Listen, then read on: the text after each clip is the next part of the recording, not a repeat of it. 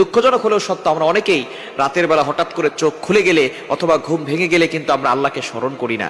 এই সময়টা হচ্ছে সবচেয়ে গুরুত্বপূর্ণ সময়।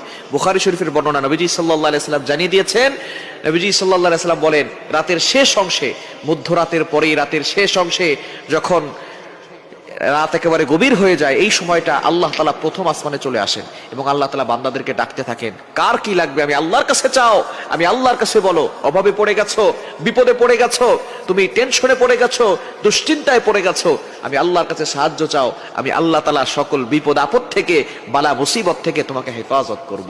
সুতরাং আল্লাহ নিজে এসে ওই সময় বান্দাদেরকে ডাকতে থাকেন।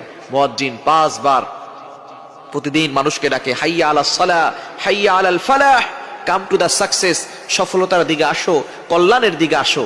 কিন্তু একটা সময় এমন আছে যেই সময় আল্লাহ নিজে বান্দাদেরকে ডাকতে থাকেন।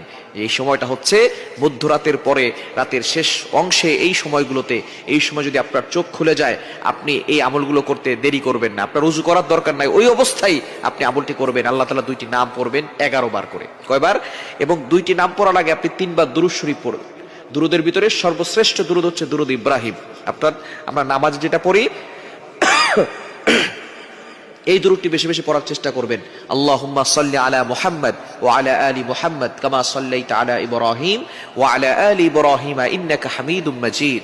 আল্লাহুম্মা বারিক আলা মুহাম্মদ ওয়া আলা আলি মুহাম্মদ কামা বারাকতা আলা ইব্রাহিম ওয়া আলা আলি ইব্রাহিম ইন্নাকা হামিদুম মাজিদ।